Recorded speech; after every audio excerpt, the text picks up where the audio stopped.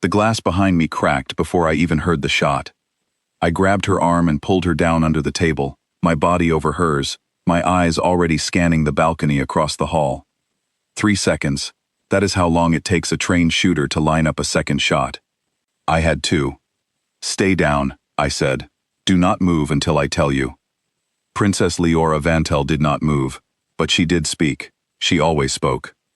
"You are touching me," she whispered. "I thought that was against your rule." I did not answer. Rules bend when someone is trying to put a hole through a person's skull. I pulled my sidearm, counted the angle of the broken window, and fired twice toward the shadow retreating along the rooftop line outside. The shadow dropped out of sight. Whether I hit it or it simply ran, I would never know. It did not matter. My only job was to keep her breathing, not to keep score. Guards flooded the hall a full 10 seconds after the danger had already passed. 10 seconds. On my old team, that kind of delay got someone buried. Here, on this alien station orbiting a dying moon, it just got me dirty looks for reacting faster than protocol allowed. My name is Callum Reeve. 4 years ago, I was a soldier on a planet that no longer exists in the way it used to. Now, I am a hired gun for a royal family that hates my species almost as much as they need it. Humans are not liked in this part of the galaxy. We are considered loud, impulsive, and dangerously unpredictable. But when someone wants a job done and done fast, with no political entanglements and no loyalty to any faction, they hire a human. We are outsiders. That makes us useful. It also makes us disposable. I took this contract because no alien bodyguard would take it. Princess Leora was marked for death the day she announced she would end the bloodline trials, an ancient practice where children of rival noble houses were forced to fight for the right to inherit power. She called it barbaric. Half her court agreed with her in private, and wanted her dead anyway, because ending the trials meant ending their grip on control. So they hired people to kill her, quietly, one attempt after another, each one dressed up to look like an accident or a rebel uprising. And I was the one thing standing between her and every single attempt. I had one rule: nobody gets close. Not friendship, not sympathy, not trust beyond the mission. My last principal was a diplomat's son on a colony world. I let myself care about that boy. I hesitated for less than a second when the moment came, and that hesitation cost him his life. I swore I would never make that mistake again. So now I do my job like a machine. I do not laugh at her jokes. I do not answer her questions about Earth. I do not let her close. She hated that. She tested it constantly. "Tell me something true about yourself," she said one evening, 3 days after the shooting on the balcony. We were in a transport pod, moving between wings of the palace, the only 2 people inside a narrow steel shell, drifting through a tube of stars. "I am your guard," I said. "That is what you need to know. That is not a fact about you. That is a job title." She tilted her head, violet eyes studying me the way she studied everyone, like she was solving a puzzle. "Do humans not have names for things beyond duty? Hobbies? Fears?" "Sometimes," I said. "Not on the clock." "You are always on the clock." She was not wrong. The next attempt came 11 days later, at a summit meant to introduce her formally as heir apparent to delegates from 3 neighboring systems. It happened in the reception hall, a room full of glass and gold with 200 witnesses. A member of the catering staff, who turned out not to be catering staff at all, released a canister of toxic gas near the head table. I smelled it before the room did. Something sweet and wrong, cutting under the perfume of the flowers. I grabbed Leora by the wrist and pulled her through the service corridor before the first person even started coughing. Behind us, alarms screamed, and guards who had been standing 20 feet from her for the entire evening finally began to react. We ran 2 full levels down before I found a maintenance shaft that led toward the docking bay. I sealed the corridor door behind us with a manual override and turned to check her over. Her eyes were watering slightly from the edge of the gas, but she was breathing fine. "You knew before the alarms went off," she said between breaths. "How?" "Training," I said. "No," she caught my sleeve, holding it just long enough that I had to actually look at her instead of the corridor behind her. "That was not training. That was instinct. You care whether I live. I care whether I fail my contract." Say what you want. I know a lie when I hear one, Callum Reeve. She let go of my sleeve. You have saved my life 4 times now. I have never once heard you say my name. I did not answer that either. I checked the corridor, confirmed it was clear, and got her moving again.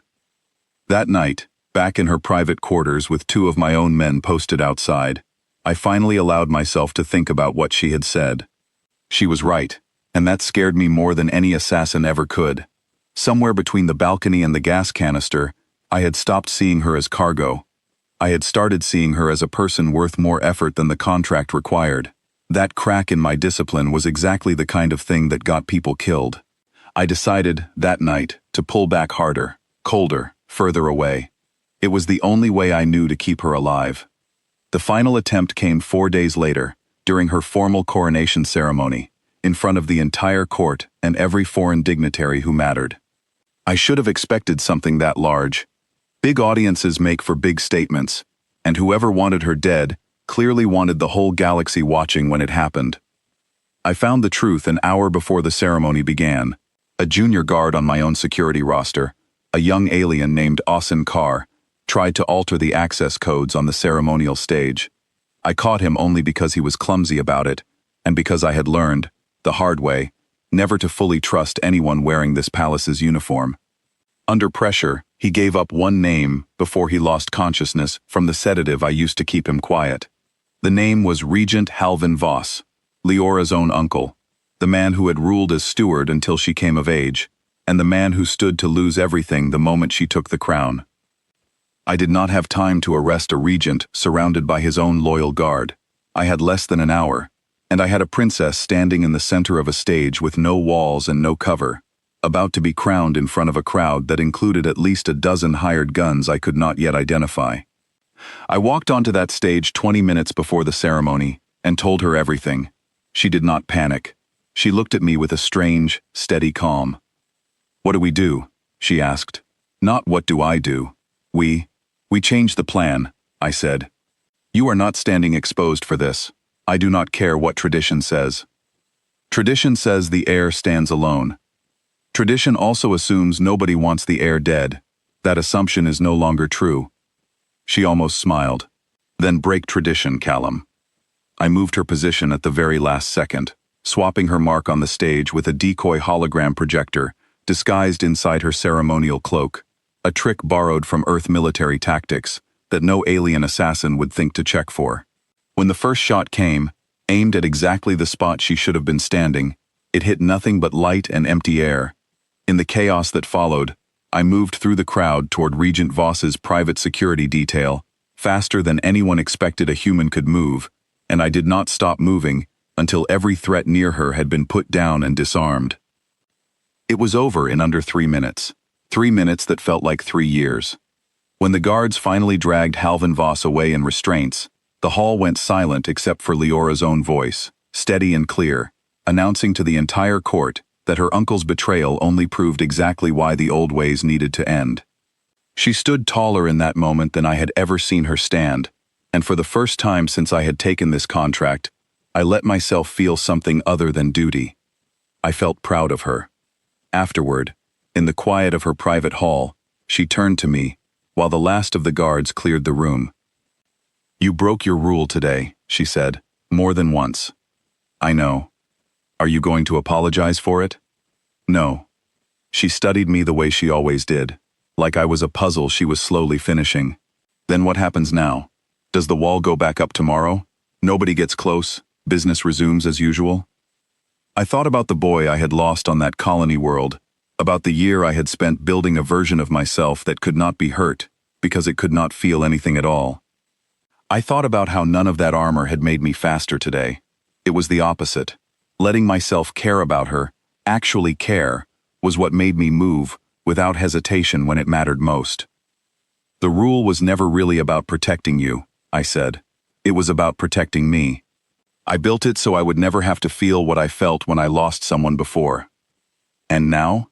Now I think the rule was wrong." She reached out, not fast, not dramatic, just steady, and rested her hand against my arm the way she had tried to once before in the transport pod. This time, I did not pull away.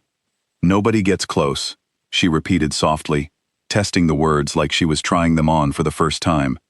Then what am I, Callum Reeve? I looked at her, really looked, for the first time since I had taken this job. You're the exception, I said.